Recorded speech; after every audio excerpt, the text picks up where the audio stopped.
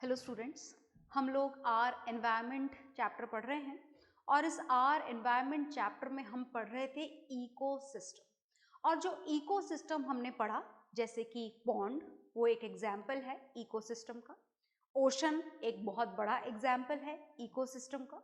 तो इकोसिस्टम क्या होता है? Ecosystem is the sum of all biotic and abiotic components. तो जब बात बायोटिक कंपोनेंट्स की गई थी तो हम कर चुके हैं इसका डिस्कशन, थोड़ा सा और करेंगे।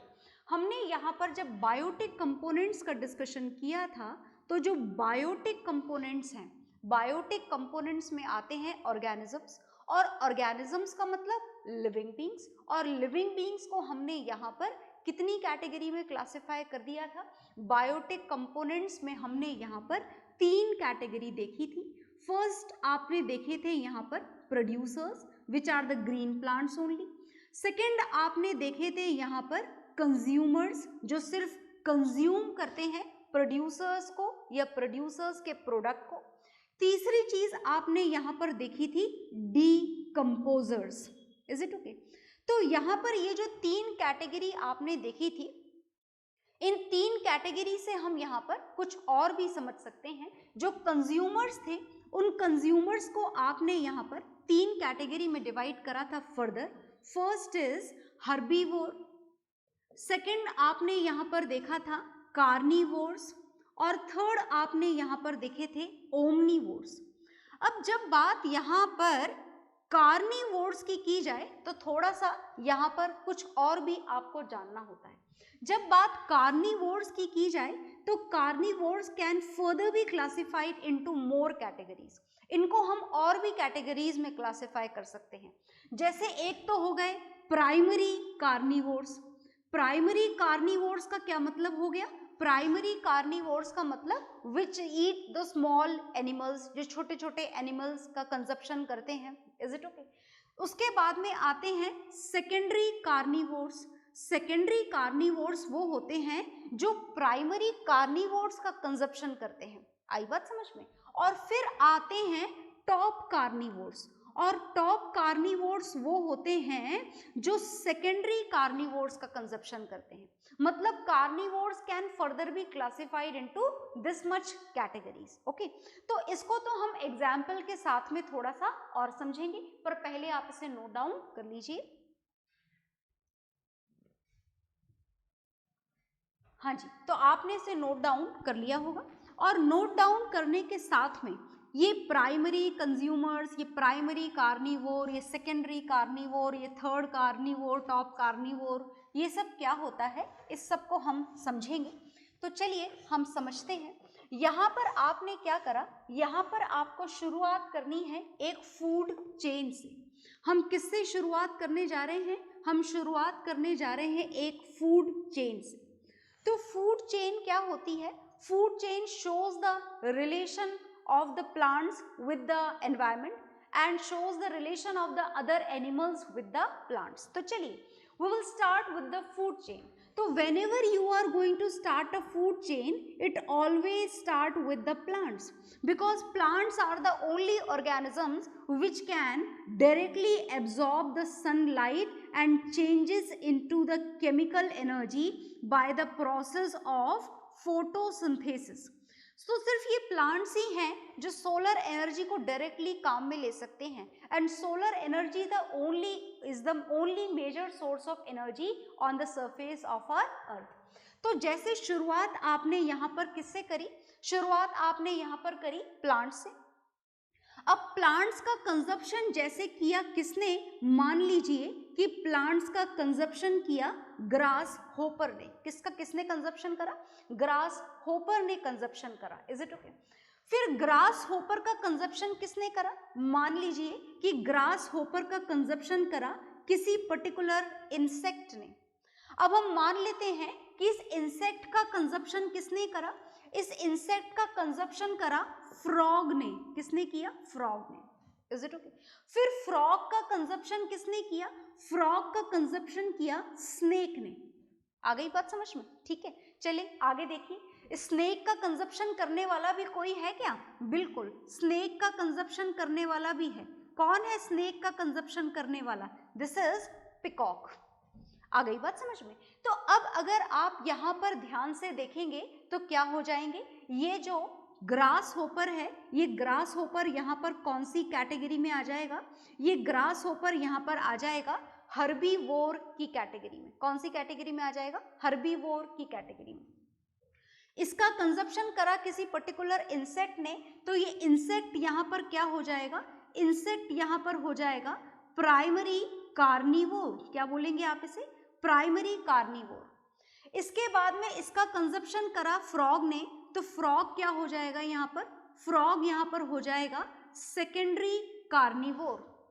इसके बाद में इसका कंजप्शन करा स्नेक ने, तो स्नेक क्या हो जाएगा यहाँ पर? स्नेक यहाँ पर हो जाएगा tertiary carnivore. Is it okay? और इसके बाद में बारी आई पिकॉक की, तो पिकॉक यहाँ पर क्या हो जाएगा? पिकॉक यहाँ पर हो जाएगा top carnivore. Is it okay? तो आप इस एग्जाम्पल को नोट डाउन कर लीजिए।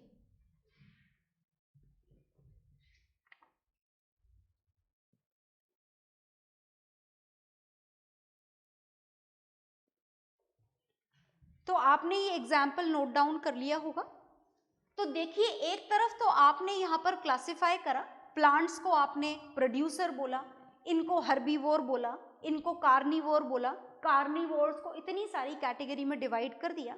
तो इससे भी आसान काम हमारे पास में है इनके क्लासिफिकेशन का। तो इससे आसान कौन सा क्लासिफिकेशन है देखिएगा, हम एग्जाम्पल यहीं पर लिखे रहने देते हैं, सेम एग्जाम्पल, और इसी को रिप्रेजेंट करने का जो दूसरा तरीका है वो दूसरा तरीका मैं आपको यहाँ पर बताने जा रही हूँ। देखिएगा, सुनिएगा ध्यान से कि और किस तरीके से आप यहाँ पर इसको इंडिकेट कर सकते हैं। तो हम इसका दूसरा तरीका समझने जा रहे हैं। कुछ एग्जाम्पल्स यहाँ से रफ हो गए तो हम उन्हें दोबारा यहाँ पर मेंशन कर देते हैं। जैसे शुरुआत हुई थी प्लांट से, फिर हमने जाना नेक्स्ट ग्रास होपर, फिर आया इंसेक्ट। इंसेक्ट के बाद में कौन आया था? इंसेक्ट का कंजप्शन किसने किया था? इंसेक्ट का कंजप्शन किया था फ्रॉग ने। फ्रॉग का कंजप्शन किसने किया था? स्नेक ने। और स्नेक का कंजप्शन किसने किया था? पिकॉक ने। तो ये सारे कंजप्शन यहाँ पर हुए थे और ये फूड चेन थी जो आपको काफी लंबी दिखाई दे रही है। Is it okay? तो ये जो फूड चेन है, उस फूड चेन को आप डिफरेंट लेवल्स में डिवाइड कर सकते हो। जैसे ये इसका अलग लेवल है, this is at the producer level. फिर यहाँ से शुरू हो जाता है consumer level, consumer level number 1, consumer level number 2, consumer level number 3, consumer level number 4 and consumer level number 5। Is it okay? तो ये यहाँ पर क्या कहलाते हैं? कंज्यूमर लेवल्स कहलाते हैं। तो ये है प्रोड्यूसर लेवल पर, और ये बाकी जितने भी एनिमल्स आपने यहाँ पर लिखे हुए हैं ये सारे कौन से लेवल पर है? ये सारे हैं कंज्यूमर लेवल पर। तो इन लेवल को जो फूड चेन के अंदर प्रेजेंट होते हैं, इन सारे लेवल्स को हमने एक कॉमनली एक नाम दे दिया। इनको बोला जाता है ट्रॉफिक लेवल्स। क्या बोला जाता है इनको? इनको बोला जाता है trophic levels. Is it okay? तो चलिए इन ट्रॉफिक लेवल्स के नाम यहाँ पर लिख देते हैं। तो अगर इस पर्टिकुलर फूड चेन में देखा जाए तो जो प्लांट्स हैं वो कौन से लेवल पर हैं? प्लांट्स हैं फर्स्ट ट्रॉफिक लेवल पर। Is it okay? Grass hopper कौन से लेवल पर है? ग्रास होपर का नंबर आ रहा है सेकेंड ट्रॉफिक लेवल पर। Is it okay? इंसेक्ट का कब नंबर आ रहा है? इसके बाद, मतलब इंसेक्ट का इस पर्टिकुलर फूड चेन में कौन सा लेवल है?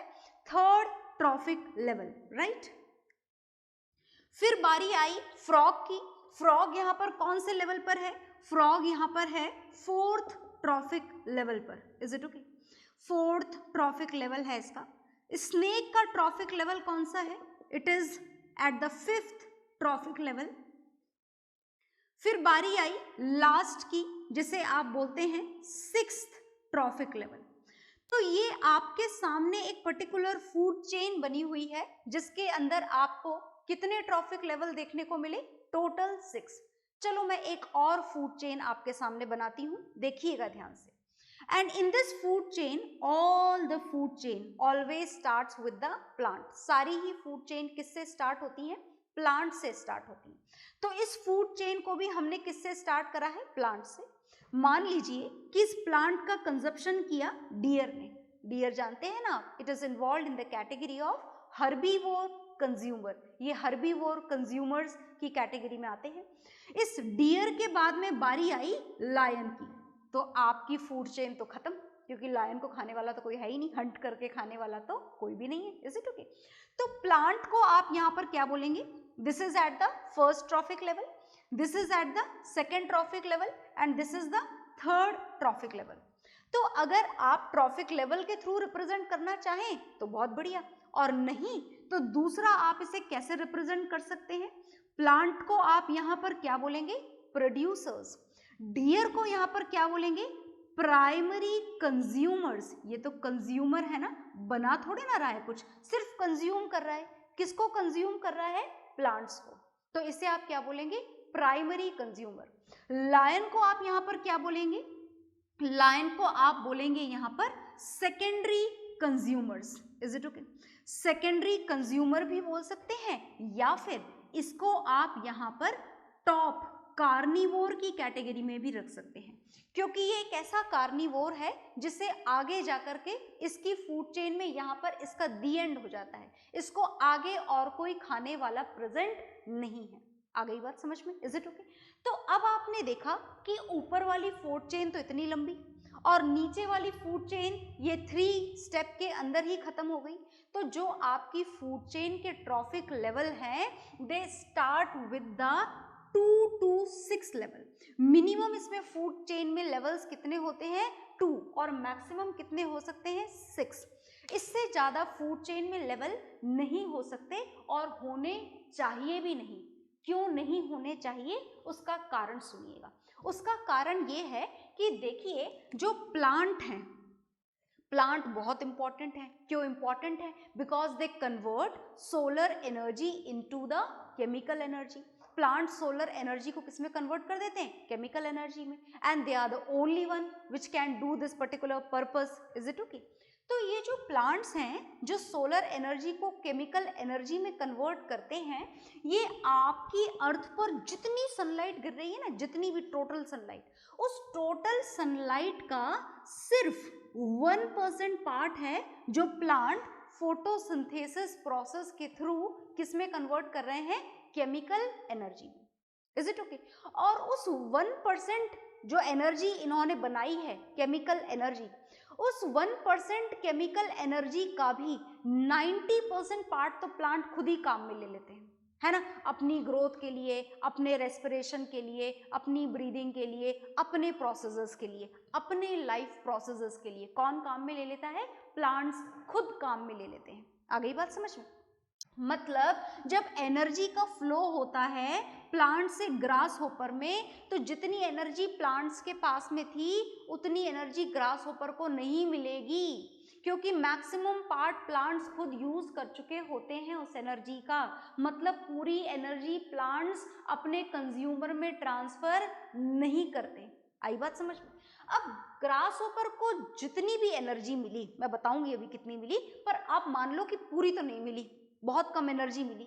अब ग्रास होपर ने जितनी भी एनर्जी मिली, उस एनर्जी से ग्रास होपर ने अपने खुद के लाइफ प्रोसेसेस कंप्लीट करे, है ना। फिर ग्रास होपर को जिसने खाया उसको थोड़ी सी एनर्जी मिली, क्योंकि मैक्सिमम एनर्जी तो ग्रास होपर अपने लाइफ प्रोसेसेस के लिए काम में ले चुका था। फिर इंसेक्ट को जिसने खाया थोड़ी सी एनर्जी उसको मिली, फ्रॉग को जिसने खाया थोड़ी सी एनर्जी उसको मिली, और स्नेक को जिसने खाया उसको थोड़ी सी एनर्जी मिली। Is it okay. मतलब एनर्जी क्या जा रही है, हर लेवल में कम होती चली जा रही है। Is it okay. मतलब इस हिसाब से सबसे ज्यादा एनर्जेटिक फूड कौन सा होता है, प्लांट। समझ गए ना, आ गई ना बात समझ में, इज इट ओके।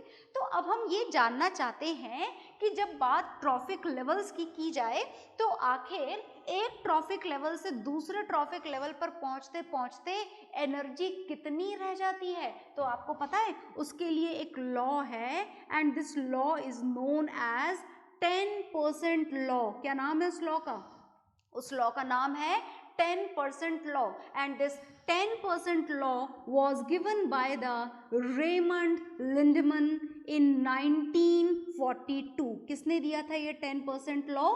ये 10% लॉ इन्होंने दिया था। कब दिया था? 1942 में। और इन्होंने हमको बताया, शुरुआत से मैं आपको दोबारा बताती हूँ कि भाई प्लांट ने सोलर एनर्जी, कितनी सोलर एनर्जी? हमारी अर्थ पर गिरने वाली टोटल एनर्जी का 1% प्लांट ने किसमें कन्वर्ट कर दिया था?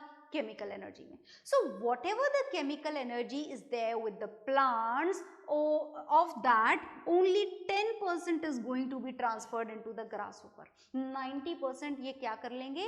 प्लांट्स कंज्यूम कर लेंगे। फिर ग्रासहोपर को जिस इंसेक्ट ने खाया उसको कितनी एनर्जी मिली? 10%। इंसेक्ट को जिसने खाया उसको कितनी एनर्जी मिली? 10%। फ्रॉग को जिसने खाया उसको कितनी एनर्जी मिली? 10%। स्नेक को जिसने खाया उसको कितनी एनर्जी मिली? 10%। And this law is known as 10% law. इस लॉ को क्या बोलते हैं? 10% law, according to which the energy will be reduced at each and every level. Her level पर क्या होती चली जाती है? एनर्जी रिड्यूस होती चली जाती है। And this law is known as 10% law, which was given by the Raymond Lindemann in 1942. And because of this, as the value of energy continuously decreases at each and every trophic level, so not more than 6 trophic levels are present in a particular food chain. क्योंकि इससे ज़्यादा अगर present होंगे तो इसको खाने वाले को एनर्जी मिलेगी कितनी सी? एनर्जी बचेगी ही नहीं इसके पास में आगे पर्टिकुलर किसी और ट्रॉफिक लेवल पर ट्रांसफर करने के लिए। So this is 10% law. You note it down with the complete information.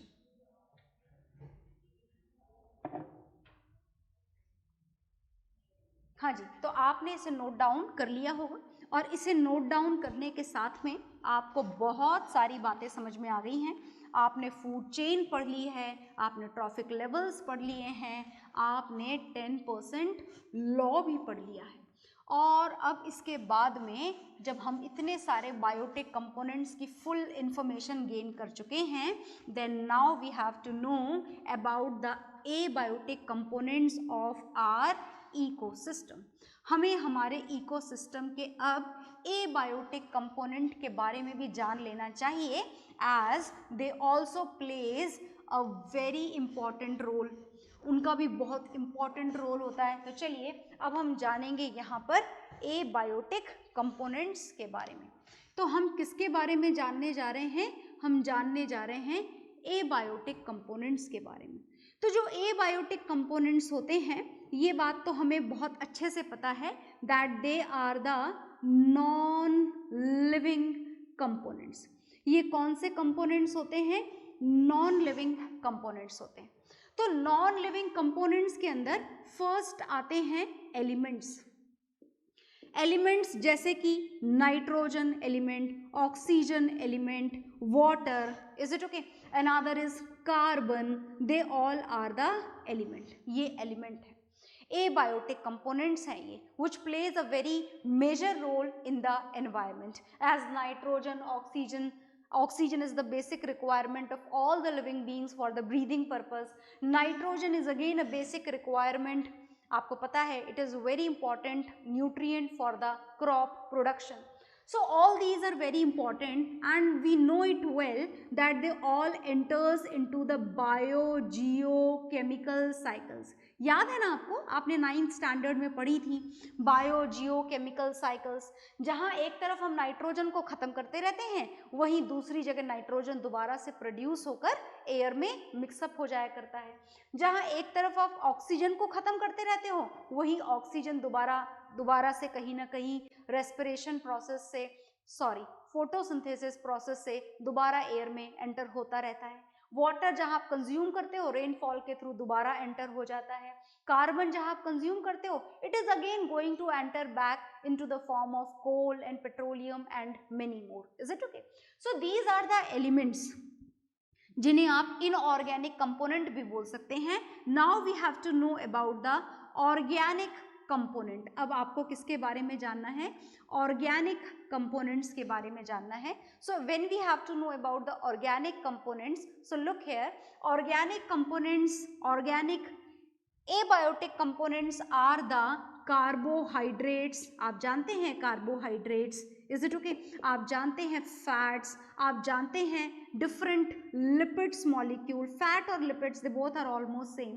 तो they are responsible for the formation of a living body. ये किसके लिए रिस्पॉन्सिबल होते हैं? ये फॉर्मेशन के लिए रिस्पॉन्सिबल होते हैं। किसके फॉर्मेशन के लिए? Of a living body.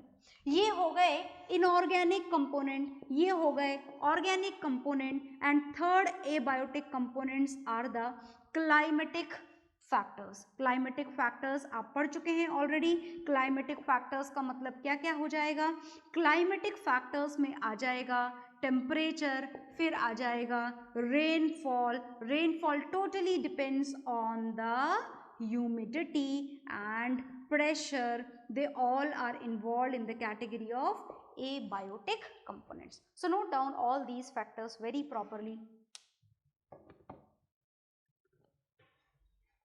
हाँ जी, तो ये आपने यहाँ पर पढ़ लिया होगा, और इसको पढ़ने के बाद में, लिखने के बाद में जो हम नेक्स्ट यहाँ पर जानने जा रहे हैं, दिस इज फूड चेन। आप पढ़ चुके हैं, और फूड चेन के साथ साथ आप जानते हैं कि different type of organisms can consume the same type of food.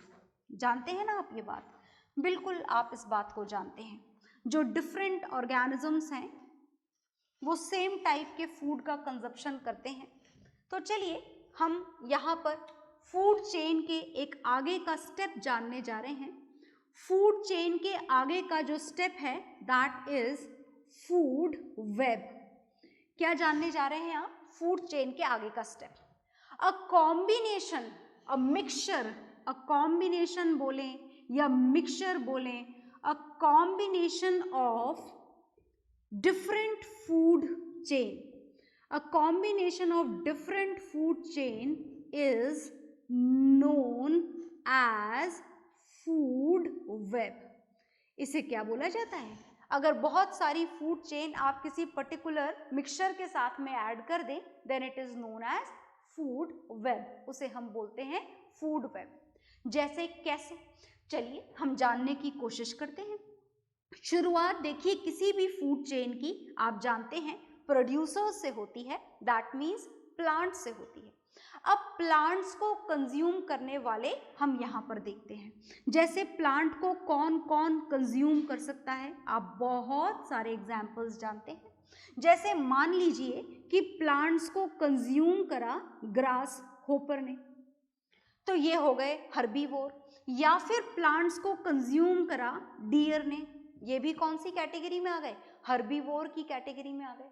या फिर प्लांट्स को कंज्यूम करा, आप कोई सा भी नाम लिख सकते हैं, जैसे गॉट ने कंज्यूम करा, तो that is also involve in the category of herbivore. Is it okay? अब चलिए ग्रास होपर का कंजप्शन करा, मान लीजिए कि किसने करा? फ्रॉग ने किया। ग्रास होपर को किसने कंज्यूम कर लिया? फ्रॉग ने कंज्यूम कर लिया। और फ्रॉग को किसने कंज्यूम कर लिया? फ्रॉग को कंज्यूम कर लिया स्नेक ने। तो ये हो गई आपकी एक फूड चेन तैयार। Is it okay? आ गई बात समझ में? अब डियर है, डियर को मान लीजिए किसने कंज्यूम करा? डियर को कंज्यूम करा लॉयन ने। पर लॉयन डियर का ही कंजप्शन करें ऐसा जरूरी तो नहीं है। लॉयन तो इस गॉट का कंजप्शन भी कर सकता है। कर सकता है क्या? बिल्कुल कर सकता है। Is it okay? अब देखिए मान लीजिए कि इस प्लांट का कंजप्शन करा काऊ ने, और काऊ का कंजप्शन कर लिया लॉयन ने। या लॉयन की जगह आप यहाँ पर कोई और पर्टिकुलर उसी फैमिली का टॉप कार्निवोर की लिस्ट में आप लिख सकते हैं। जैसे आपने एक नाम लिख दिया टाइगर, तो टाइगर इसे भी कंज्यूम कर सकता है, टाइगर इसे भी कंज्यूम कर सकता है, टाइगर इसे भी कंज्यूम कर सकता है।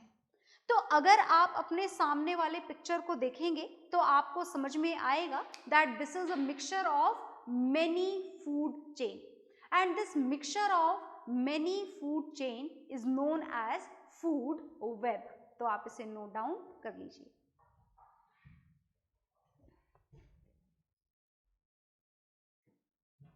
हाँ जी, तो आपने ये फूड वेब नोट डाउन कर लिया हो। Many food web are given there, even in your NCERT book also it is there. You can note it down from there also. वहाँ से भी आप एक different food web को note down कर सकते हैं, उसके बारे में पढ़ सकते हैं। अब जो next topic हम पढ़ने जा रहे हैं, this next topic is biological magnification. अब ये क्या होता है, बहुत ध्यान से सुनिएगा। हम अब पढ़ने जा रहे हैं बायोलॉजिकल मैग्निफिकेशन के बारे में। तो आखिर ये बायोलॉजिकल मैग्निफिकेशन क्या होता है? This is a term which is related with the chemicals. ये केमिकल्स से रिलेटेड टर्म है। क्या आप समझते हैं केमिकल्स का मतलब यहाँ पर कौन से केमिकल्स की बात हो रही है? यहाँ पर बात हो रही है हार्मफुल केमिकल्स के बारे में। मतलब आपको शायद अभी भी समझ में नहीं आया होगा। यहाँ पर बात हो रही है आर्टिफिशियल केमिकल्स की, which are used in the form of fertilisers, which are used in the form of pesticides, insecticides, weedicides and many more. तो जब बात इन केमिकल्स की जाए तो इन केमिकल्स को कहाँ पर स्प्रे किया जाता है या कहाँ पर यूज किया जाता है? They are used for the better growth of the plants, है ना, इन द क्रॉप फील्ड्स में इसको यूज किया जाता है। प्लांट्स की प्रॉपर ग्रोथ के लिए इसको काम में लिया जाता है। तो मतलब बात यह है कि whenever we are going to eat any plant product, it is having a lot of chemicals in it. Chemicals हैं इसके अंदर, बिल्कुल हैं। और देखिए, बात अगर प्लांट्स को कंज्यूम करने वालों के बारे में की जाए, जिसे आप कंज्यूमर लेवल बोलते हैं, तो जैसे जैसे आप next to next trophic level पर जाते जाएंगे, जैसे ये फर्स्ट ट्रॉफिक लेवल हो गया, आप सेकंड पर पहुंचे, फिर आप थर्ड पर पहुंचे, फिर आप फोर्थ पर पहुंचे, इसमें आप कोई सा भी ऑर्गेनिज्म लिख सकते हैं। बात यहाँ पर कौन सा ऑर्गेनिज्म है उसकी नहीं हो रही है, बात यहाँ पर हो रही है बायोलॉजिकल मैग्निफिकेशन की। तो when we have to know about this biological magnification, then this is the term which tells you about the percentage composition of all these pesticides in your body.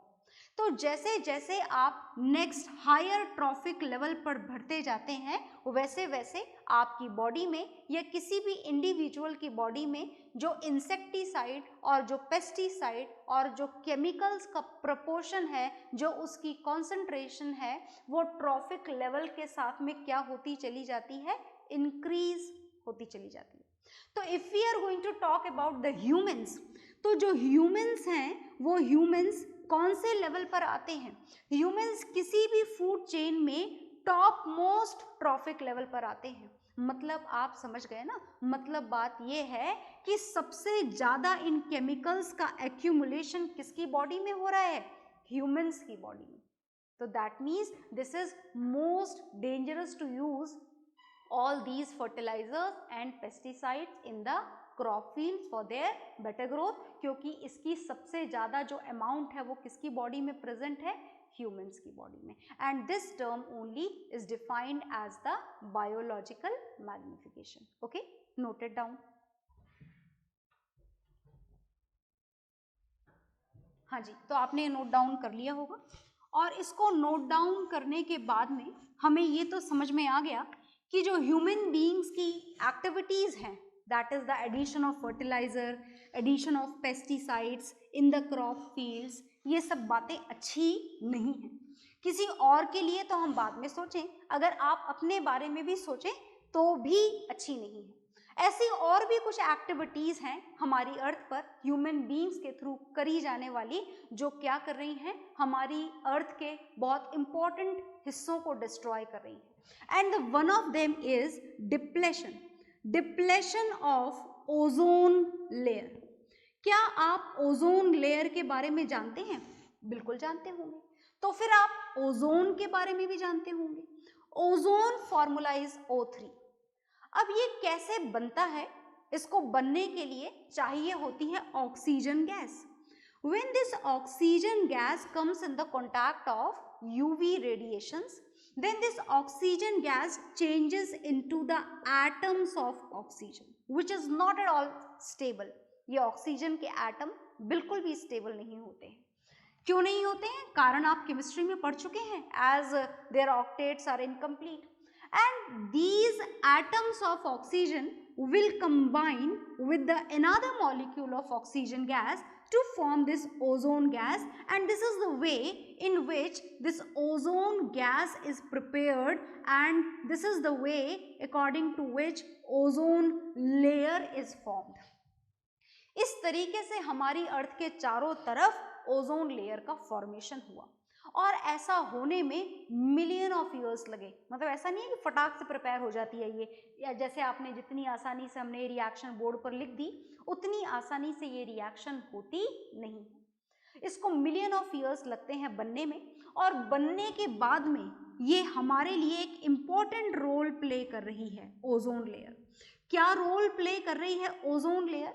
ये ओजोन लेयर सन से निकलने वाली harmful UV radiations को हमारी अर्थ पर नहीं पहुंचने दे रही है, और इस तरीके से ये हमें बचा रही है. कौन सी डिसीजेस से? स्किन कैंसर से बचा रही है, और ये हमें बचा रही है कैटरेक्ट से बचा रही है, और ये बचा रही है क्रॉप प्रोडक्शन को डिस्ट्रक्शन से. अगर ये यूवी रेडिएशंस हमारी अर्थ पर आना शुरू हो जाएं तो लोगों को स्किन कैंसर के चांसेस बहुत ज़्यादा बढ़ जाएंगे, कैटरेक्ट बहुत ज़्यादा लोगों में होने लग जाएगा, क्रॉप प्रोडक्शन डिस्ट्रॉय होना शुरू हो जाएगी, उसकी लीव्स डिस्ट्रॉय होना शुरू हो जाएंगी, प्लांट प्रोडक्ट्स डिस्ट्रॉय होना शुरू हो जाएंगे. मतलब ये ओजोन लेयर यहाँ पर बनी रहे ये बहुत ज़्यादा ज़रूरी है. पर क्या हो रहा है? हम यूज कर रहे हैं अर्थ पर हार्मफुल गैसेस, जैसे कि one of them is chlorofluorocarbon, CFC. ये जो क्लोरो, फुल फॉर्म लिख रही हूं मैं इसकी यहाँ पर, क्लोरोफ्लोरोकार्बन. ये जो गैस है कार्बन है ना, this is carbon. This is the gas which is used for the purpose of refrigeration. This is also used for the purpose of formation of aerosol, and this is used for many other purposes.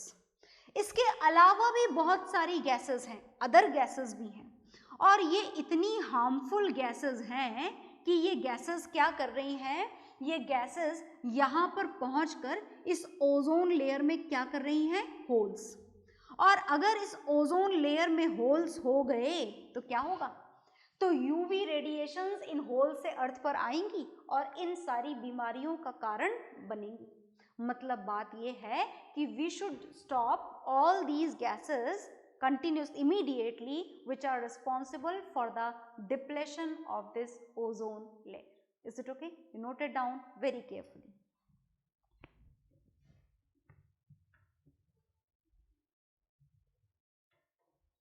हाँ जी, तो आपने ये note down कर लिया होगा, और अब इसे नोट डाउन करने के बाद में हमें जानना है जो हमारी दूसरी एक्टिविटीज़ हैं which are responsible for the destruction, जो डिस्ट्रक्शन के लिए रिस्पॉन्सिबल है. किसके डिस्ट्रक्शन के लिए? हमारे एनवायरनमेंट के डिस्ट्रक्शन के लिए. और कौन सी एक्टिविटीज़ हैं जो हमारे एनवायरनमेंट के डिस्ट्रक्शन के लिए रिस्पॉन्सिबल हैं? सुनिएगा ध्यान से. This is the use of disposals. हम बहुत फैशन में हैं हमारे, है ना, याद है ना आपको? जैसे जैसे लोगों का लाइफस्टाइल इम्प्रूव होता जा रहा है, हम ज़्यादा हाइजीनिक कंडीशंस की तरफ बढ़ रहे हैं. तो instead of using the paper plates, is it okay, जो या फिर instead of using the steel plates, bar bar steel plates को यूज़ करना, उन्हें वॉश करना, उससे बेहतर और आसान काम लोग समझते हैं डिस्पोजल्स यूज़ करना. But this is a great problem to dispose of these disposals. इन्हें फेंका कहाँ जाए? तो ये जो डिस्पोजल्स हैं जो हम यूज़ कर रहे हैं, this is again provide a very greater amount of destruction to the environment. बहुत ज़्यादा डिस्ट्रॉय करने के लिए ये रिस्पॉन्सिबल है. फिर डिस्पोजल से बचने के लिए नया तरीका ढूंढा गया कि भाई जो रेलवे स्टेशंस है वहाँ पर चाय आपको डिस्पोजल्स में ना दी जाए, कुल्हड़ में दी जाए. तो ये एक नया ट्रेंड हो गया, एक नया फैशन हो गया. सोचा कि नहीं, ये बढ़िया चीज़ है, नेचर को नुकसान नहीं पहुँचाएगी. पर कुल्हड़ ने भी नुकसान पहुँचाना शुरू कर दिया. अब इसने कैसे नुकसान, कुल्हड़ जानते हो, मिट्टी का cup which is used for the purpose of T specially. तो ये जो कुल्हड़ है ये कैसे नुकसान पहुंचाता है? First main thing that is it is responsible for the erosion of soil. Soil मिट्टी से ही तो बनाया जाता है, तो सॉइल निकालोगे तो कुल्हड़ बनेगा। अब इसमें क्या होता है कि कुल्हड़ को दोबारा से मिट्टी बनने में एक लंबा टाइम लगता है, और वो भी तब जब वो सही जगह पर डाला जाए तो बहुत लंबा टाइम लगता है। लंबे टाइम तक कुल्हड़ की फॉर्म में ही रहता है। दूसरी प्रॉब्लम की कुल्हड़ बनाने के लिए जो फर्नेसेस काम में लिए जाते हैं, it again relate some pollutants, it again release some pollutants into the environment, जो बहुत सारे पॉल्यूशन का कारण होता है। Is it okay? बात समझ में आ गई? तो मतलब ये है कि द यूज ऑफ कुल्हड़ is again not at all a good idea, ये भी बहुत बढ़िया आइडिया नहीं है। तो जो हमारे इम्प्रूव्ड लाइफ स्टाइल हैं, they are definitely going to destroy the environment, ये हमारे एनवायरमेंट को डिस्ट्रॉय कर रहे हैं कहीं ना कहीं, किसी ना किसी तरीके से। इसके बहुत सारे उपाय आप लोग ऑलरेडी जानते हैं कि हमें क्या क्या करना चाहिए। जैसे whenever you are going to travel you can carry your own cup, आप अपना कप कैरी कर सकते हैं। तो जैसी चाय चाहिए हो आप उसे ले लें, तो ना आपको प्लास्टिक कप्स की ज़रूरत है, ना डिस्पोजल्स की ज़रूरत है, ना आपको कुल्हड़ की ज़रूरत है। तो in this way so many ways are there जिसके थ्रू आप अपने एनवायरनमेंट को पॉल्यूट होने से, डिस्ट्रॉय होने से बचा सकते हैं। Is it okay? तो इस चैप्टर में आपने जान तो लिया है, पर जानने के साथ में हमें उसका इम्प्लीमेंटेशन भी करना है। ओके, तो चलिए हमारा चैप्टर इसी के साथ में यहाँ पर खत्म हो गया है। ओके, तो नेक्स्ट क्लास में हम स्टार्ट करेंगे new chapter. Okay, bye everyone.